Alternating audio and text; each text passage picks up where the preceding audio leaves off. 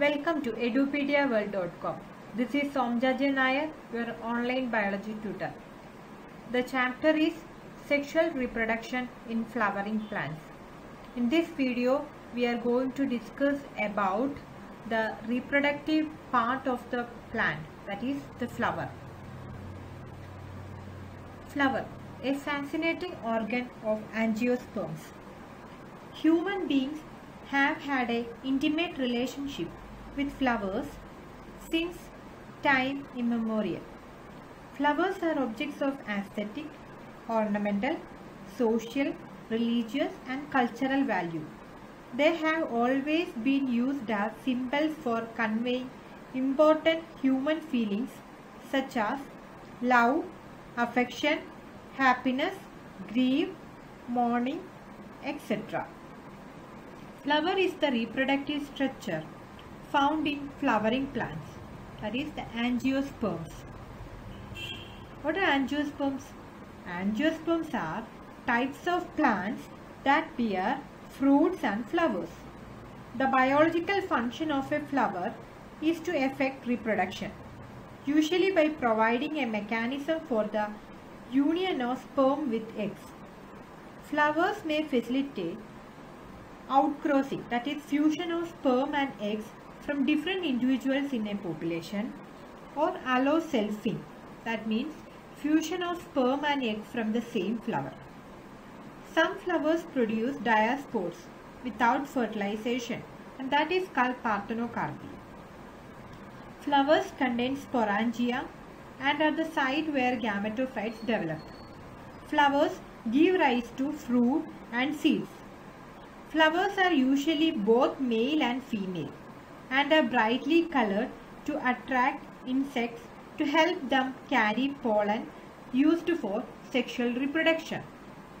Not all flowers are colorful though. These flowers usually use wind for pollination. Parts of flower. Sepals.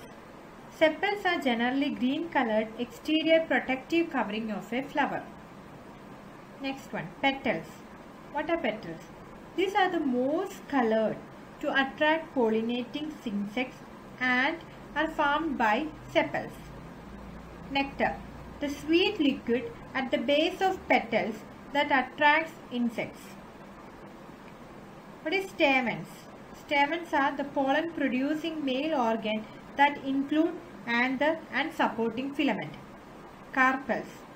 Carpels are the female organs that produce ovules inside the ovary, which is attached to the style and stigma. Peduncle, the stalk of a flower. Receptacle, the part of a flower stalk where part of the flower are attached. This is the diagrammatic representation of a flower. Here you can see the sepals, that is the green colored exterior protective covering of the flower.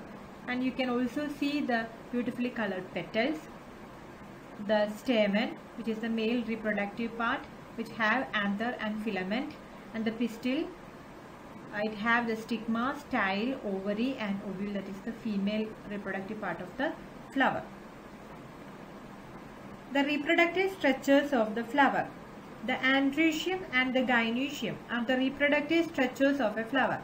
The gynoecium produces egg cell and the female reproductive part, and the androecium produces the sperm cells or pollen grains, and that is the male reproductive part of the flower.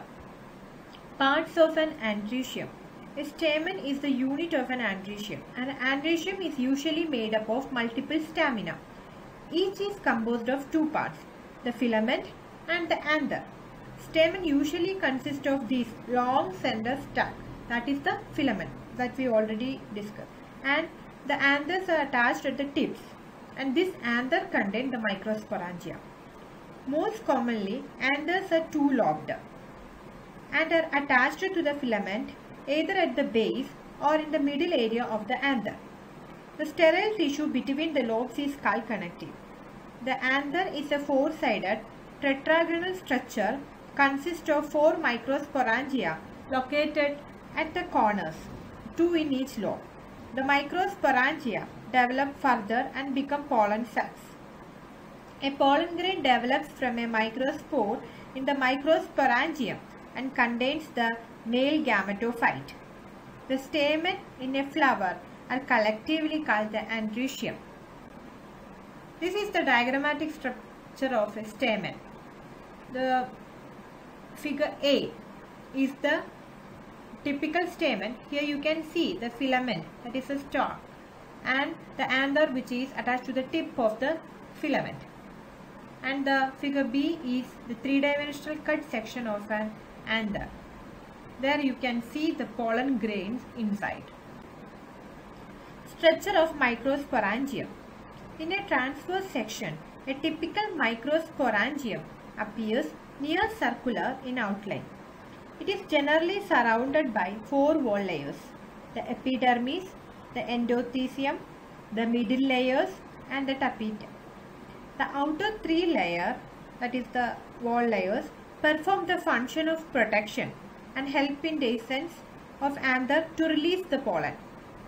The innermost wall layer is the tapetum. It nourishes the developing pollen grains. Cells of the tapetum possesses dense cytoplasm and generally have more than one nucleus. When the anther is young, a group of compactly arranged homogeneous cells called the sporogenous tissue occupies the center of each microsporangium. What is microsporogenesis? As the anther develops, the cells of the sporogenous tissue undergo meiotic division to form microspore tetrad. As each cell of the sporogenous tissue is capable of giving rise to a microspore tetrad. Each one is a potential pollen or microspore mother cell, otherwise called PMC. The process of formation of microspores from a pollen mother cell through meiosis is called microsporogenesis. The microspores, as they are formed, are arranged in a cluster of 4 cells, that is called the microspore tetrad.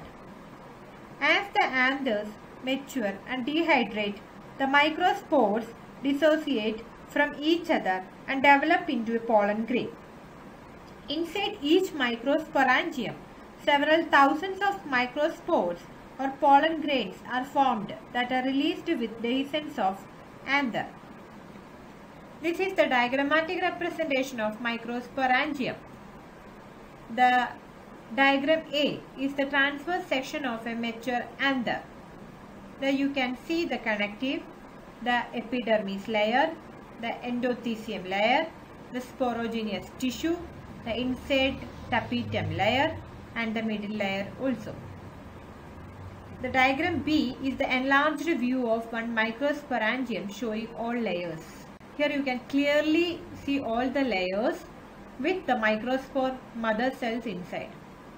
And the diagram C is the dehisced anther that the pollen grains are releasing outside. Pollen grain. The pollen grain represent the male gametophytes. Pollen grains are generally spherical, measuring about 25 to 50 micrometers in diameter. It has prominent 2-layered wall. The hard outer layer is called the exhale and it is made of sporopollenin, which is one of the most resistant organic material known. It can withstand high temperatures and strong acids and alkalis. No enzyme that degrades the sporopollenin is so far known. Pollen grain exhale has prominent apertures called germ pods where sporopollenin is absent. Pollen grains are well preserved as fossils because of the presence of sporopollenin. The inner wall of the pollen grain is called the indine. It is thin and continuous layer made up of cellulose and pectin. The cytoplasm of pollen grain is surrounded by a plasma membrane. This is a scanning electron micrograph of few pollen grains. This is an enlarged view of a pollen grain tetrad. Here you can see the microspore tetrad. Mature pollen grain. When the pollen grain is mature, it contains 2 cells, the vegetative cell and the generative cell. The vegetative cell is bigger and has abundant food reserve and a large irregularly shaped nucleus. The generative cell is very small and floats in the cytoplasm of the vegetative cell. It is spindle shaped with dense cytoplasm and a nucleus. In over 60% of angiosperm, pollen grains are shed at this two-celled stage. In the remaining species, the generative cell divides mitotically to give rise to two male gametes before pollen grains are shed, that is the three-celled stage. These are the stages of microspore maturing into pollen grain. Here you can see the vegetative cell and the generative cell in the mature pollen grain. Viability of pollen. When once they are shed, pollen grains have to land on stigma before they lose viability if they have to bring about fertilization. The period for which pollen grain remains viable is highly variable and to some extent depends on the prevailing temperature and humidity. In some cereals such as rice and wheat, pollen grain lose viability within 30 minutes of their release. And in some members of Rosaceae and Leguminosae and Solanaceae, they maintain viability for months. It is possible to store pollen grain of a large number of species for years in liquid nitrogen, that is minus 196 degrees Celsius. Such stored pollen can be used as pollen banks, similar to seed banks in crop breeding programs.